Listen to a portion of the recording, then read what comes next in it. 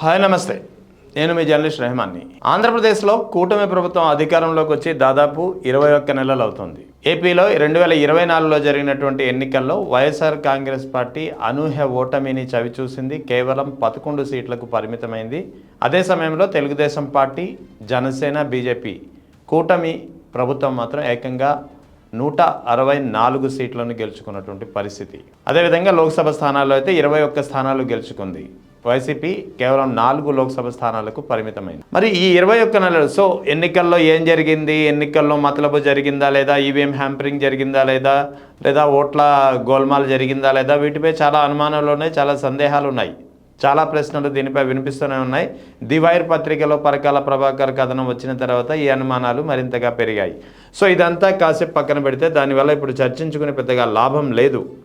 కానీ ఇప్పుడు ఈ 21 నెలల కూటమి ప్రభుత్వం పాలనలో వివిధ నియోజకవర్గాల పరిస్థితి ఎలా ఉంది, మూడ్ ఆఫ్ ద పల్స్ ఎలా ఉంది, అంటే పబ్లిక్ పల్స్, ప్రజానాడి ఎలా ఉంది అనేది తెలుసుకునేందుకు రీజన్ల వారీగా ఒక ప్రముఖ సర్వే సంస్థ దీనిపై ఒక సర్వే చేసింది. 21 నెలల కూటమి ప్రభుత్వ పాలనలో కూటమి ప్రభుత్వంపై ప్రజలు ఏమనుకుంటున్నారు, వైఎస్ఆర్ కాంగ్రెస్ ఇప్పటికిప్పుడు ఎన్నికలకు వస్తే వైఎస్ఆర్ కాంగ్రెస్ పరిస్థితి ఎలా ఉంటుంది, కూటమి పరిస్థితి ఎలా ఉంటుంది అనేది ప్రధానమైనటువంటి అంశాలుగా ఈ సర్వే అనేది జరిగింది.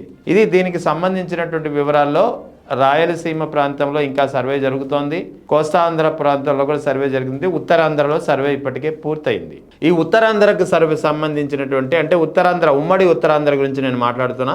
ఉమ్మడి ఉత్తరాంధ్రలో మొత్తం 3 జిల్లాలు ఉన్నాయి. 1 విశాఖపట్నం, 2 శ్రీకాకుళం, 3 విజయనగరం. ఉమ్మడి ఉత్తరాంధ్రలో ఉమ్మడి విశాఖపట్నం జిల్లాలో 15 అసెంబ్లీ సీట్లు, అటు శ్రీకాకుళం జిల్లాలో 10, తర్వాత విజయనగరంలో 9, మొత్తం 34 నియోజకవర్గాలు ఉన్నాయి. ఈ 34 నియోజకవర్గాల్లో వైఎస్ఆర్ కాంగ్రెస్ పార్టీ గత ఎన్నికలో పెద్దగా ప్రభావం చూపించలేకపోయింది. దాదాపు కూటమి ప్రభుత్వం చెందినటువంటి పార్టీలు దాదాపు క్లీన్ స్వీప్ చేసినటువంటి పరిస్థితి.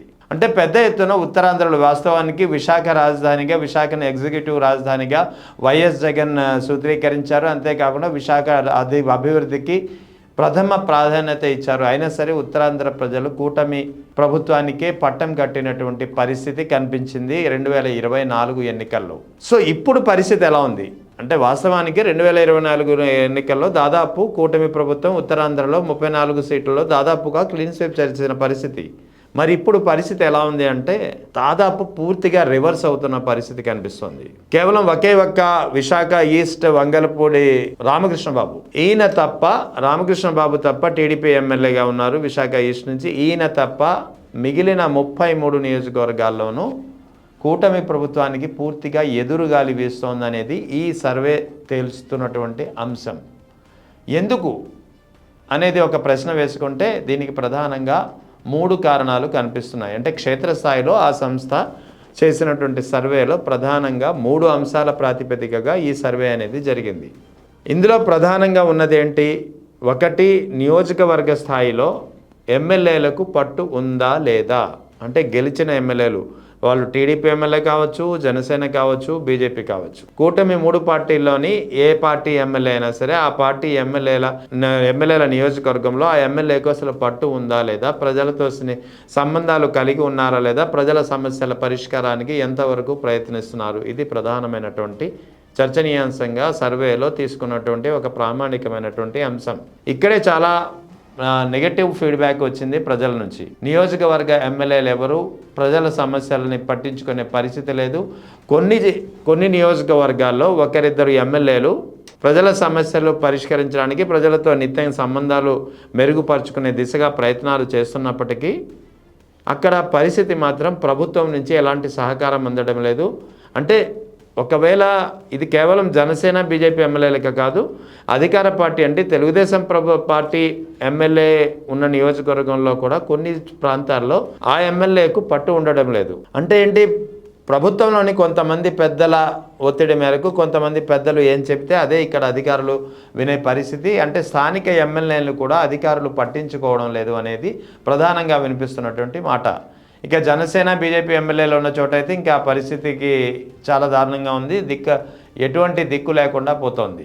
ఈ క్రమంలో ఎమ్మెల్యేలు పేరుకైతే ఎమ్మెల్యేలుగా ఉన్నారు కానీ ప్రజలకు కొంతమంది అయితే చేద్దామని ప్రయత్నించినా సరే ప్రభుత్వంలోని ఈ మొత్తం అజమాయిషి, మొత్తం పాలనా అజమాయిషి ప్రభుత్వంలోని కొంతమంది చేతిలోనే ఉండడంతో ఎమ్మెల్యేలకు పట్టు ఉండడం లేదు నియోజకవర్గంపై.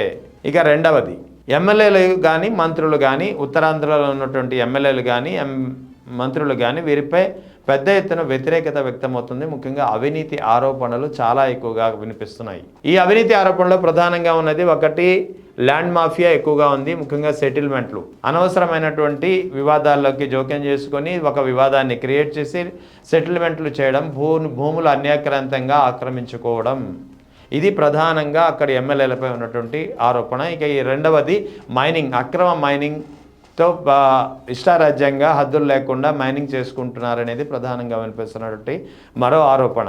ఇక మూడవది ఎన్నికల హామీలో ఇచ్చినటువంటి అన్నిటినీ విస్మరించినటువంటి పరిస్థితి. అంటే ప్రతి నియోజకవర్గంలోనూ ఆయా నియోజకవర్గాలకు సంబంధించి చాలా సమస్యలు ఉంటాయి. ఈ సమస్యలు ఏవి ఎన్నికల హామీల్లో ఇచ్చినటువంటి హామీలు ఏ ఒక్కటిని నెరవేర్చలేని పరిస్థితి ఆ స్థానిక ఎమ్మెల్యేలో కనిపిస్తోంది. సో ఈ 3 కారణాల దృష్ట్యా ఇప్పటికిప్పుడు ఉత్తరాంధ్రలోని 34 నియోజకవర్గాల్లో ఎన్నికలు వస్తే ఒక్క స్థానం తప్పించి మిగిలిన 33 స్థానాల్లోనూ కూటమి ఓటమి చెందుతుంది. ఖచ్చితంగా వైఎస్ఆర్ కాంగ్రెస్ పార్టీ గెలిచి తీరుతుంది అనేది ఈ సర్వే. ఈ 3 అంశాలు ఇందాక ఇప్పటివరకు నేను చర్చించినటువంటి 3 అంశాల ఆధారంగా ప్రామాణికంగా ఈ సర్వే తేల్చినటువంటి అంశం. అంటే ఈ సర్వే అధికారికంగా ఇంకా డేటాను రిలీజ్ చేయలేదు. మిగిలిన ప్రాంతాల్లో, రాయలసీమ ప్రాంతంలో కానీ సెంట్రల్ కోస్తా ప్రాంతంలో కానీ ఇంకా సర్వే అనేది కొనసాగుతుంది. ఇంకా ఉమ్మడి ఉభయ గోదావరి జిల్లాలకు సంబంధించినటువంటి 34 నియోజకవర్గాల సర్వే కూడా కొనసాగుతుంది. అటు కృష్ణా, నెల్లూరు, గుంటూరు జిల్లాల సర్వే కొనసాగుతుంది. నెల్లూరు, ప్రకాశం ఉమ్మడి జిల్లాల సర్వే కొనసాగుతుంది. రాయలసీమది కొనసాగుతుంది. రాయలసీమది దాదాపు పూర్తయినటువంటి పరిస్థితి. సో అన్ని సర్వేలు పూర్తయిన తర్వాత ఒక సమగ్ర సర్వే అనేది త్వరలో వెలువడే పరిస్థితి ఉంది. సో ఇప్పటి వరకు మనకు అందుతున్న సమాచారం ప్రకారం ఉత్తరాంధ్రపై పెద్దగా ఫోకస్ పెట్టినటువంటి పరిస్థితి. ఉత్తరాంధ్రలో కూటమికి చాలా చావు దెబ్బ ఎదురయ్యే పరిస్థితి కేవలం ఈ 21 నెలల కాలంలో కనిపిస్తుంది. అయితే అదే సమయంలో వైఎస్ఆర్ కాంగ్రెస్ పార్టీ కూడా కొన్ని నియోజకవర్గాల్లో కోఆర్డినేటర్లు కావచ్చు లేదా ఇన్ఛార్జీలు కావచ్చు వీరిని మార్చుకొని ఇప్పటి నుంచే గ్రౌండ్ స్థాయిలో ప్రజలకు అందుబాటులో ఉండే విధంగా ఒక కార్యాచరణ తీసుకుంటే ఖచ్చితంగా వైఎస్ఆర్ కాంగ్రెస్ పార్టీకి లాభించవచ్చు. ఎందుకంటే కూటమి ప్రభుత్వంలోని ఈ 21 నెలల కూటమి ప్రభుత్వ పాలనపై పెద్ద ఎత్తున వ్యతిరేకత ఉత్తరాంధ్రలోని ఈ 33 నియోజకవర్గాల్లో తీవ్రంగా కనిపిస్తోంది. అది అవినీతి ఆరోపణలు, వ్యక్తిగత ఆరోపణలు, ప్రజలతో అందుబాటులో లేకపోవడం, ఎమ్మెల్యేలకు పట్టు లేకపోవడం వంటి అంశాల కారణంగా ఇప్పటికిప్పుడు ఎన్నికలు జరిగితే మాత్రం ఖచ్చితంగా వైసీపీ విజయకేతనం అనేది దాదాపు 34లో 33 నియోజకవర్గాల్లో ఉంటుందనేది ఈ సర్వే క్లియర్గా చెబుతున్నటువంటి మాట. చూడాలి మరి రానున్న కాలంలో. ఇంకా ఎన్నికలకైతే చాలా సమయం ఉంది. అదే సమయంలో జమిలీ ఎన్నికలు జరగవచ్చనే ఒక అంచనా కూడా వినిపిస్తోంది. సో ఏదేమైనప్పటికీ ప్రస్తుతం మాత్రం 21 నెలల పాలన ఆధారంగా మాత్రం వ్యతిరేకత చాలా తీవ్రంగా ఉంది. ఉత్తరాంధ్రలో ఇప్పటికిప్పుడు ఎన్నికలు జరిగితే ఖచ్చితంగా వైఎస్ఆర్ కాంగ్రెస్ పార్టీ 34 నియోజకవర్గాల్లో 32 నుంచి 33 ఇంట విజయం ఖచ్చితంగా సాధిస్తుందనేది సర్వే అంచనా వినిపిస్తోంది.